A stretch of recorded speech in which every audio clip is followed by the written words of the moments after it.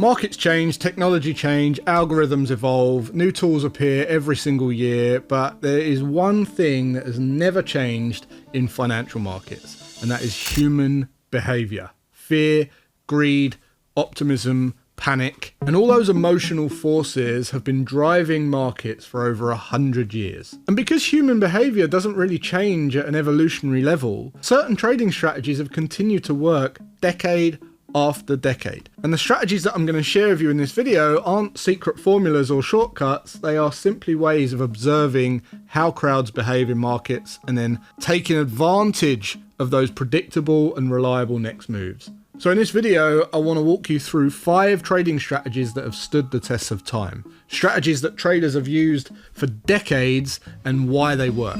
All right, let's start with strategy number 1, trend following. The first strategy is one of the oldest in trading. It's trend following.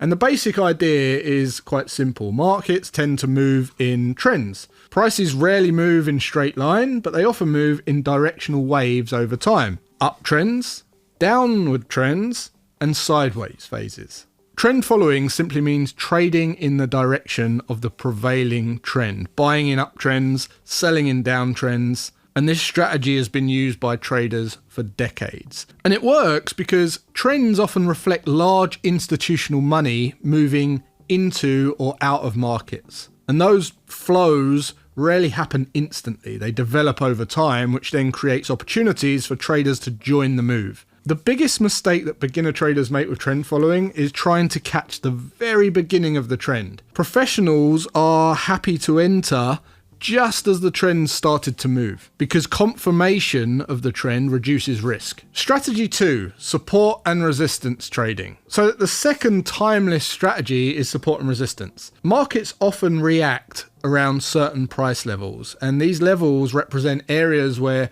buyers or sellers previously became active. Support is an area where price has previously found buyers, and resistance is an area where sellers have previously stepped in. And these levels work because traders remember them.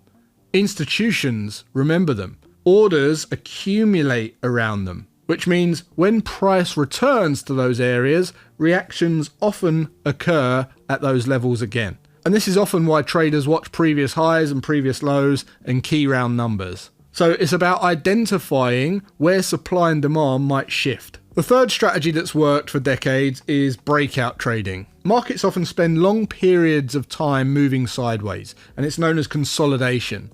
And during them periods, buyers and sellers are roughly balanced, but eventually one side gains control.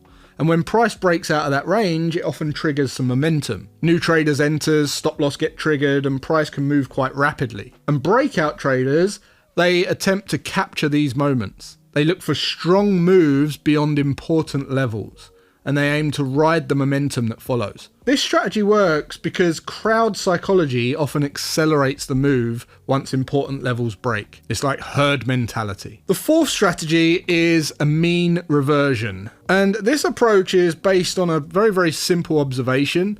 Markets rarely move in a straight line forever, but when price moves too quickly in one direction, it often corrects back to the average. It reverts back to the average. And mean reversion traders look for overextended price movements or situations where markets may have moved too far in the short term, and they look for the opportunities to trade the move back to equilibrium. The reason this strategy works is because extreme moves often trigger profit taking, and those corrections can create opportunities. However, one thing I'll say with this one is timing is important, because strong trends can continue longer than expected. So you have to be able to stomach that and weather the storm. And the final strategy is momentum trading. Momentum traders focus on markets that are already moving strongly. So rather than predicting reversals, they aim to capture continuation. And the idea is very, very simple. Strong moves attract attention. As the more traders notice the move, more participants enter, and that increased participation can accelerate the trend even further. Again, momentum trading often works because of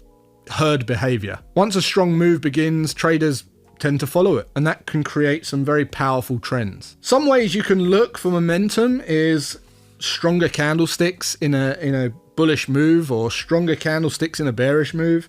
You can also look at a combination of exponential moving averages, and if they're fanning out in the right order, that can indicate a continuation of the prevailing trend. Also, you might use some kind of stochastic and look for something called convergence, where you have higher highs on the stochastic and higher highs on price, indicating that the prevailing trend will continue. Now, here's the important thing to understand.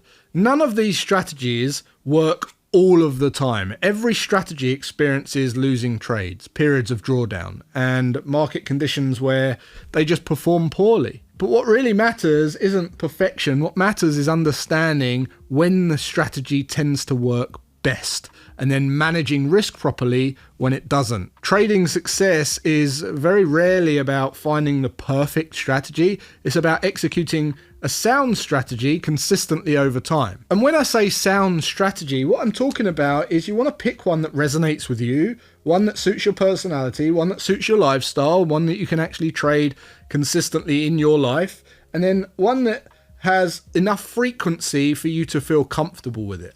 So there you have it, right? Markets might evolve, technology might change, but the underlying forces driving markets remains the same. It's human behavior. It's fear, it's greed, it's momentum, and crowd psychology. That's why strategies based on these behaviors continue to work decade after decade. So the key isn't to constantly search for new strategies. The key is understanding why the strategies work and then developing the discipline to execute them consistently over time. In trading, simplicity is what outperforms complexity. And the strategies that survive the longest are the ones built on timeless principles of human behavior. So if you like what I've covered here and you want to learn more about these strategies, check out some of the resources that I stick in the description and in the pinned comment. I highly recommend you check out my 30-day trader challenge, because we'll go through all of this and we'll build a strategy and you'll have more confidence on placing your first live trade in 30 days than you'll find anywhere else online. And until next time, take care and I'll see you in the markets.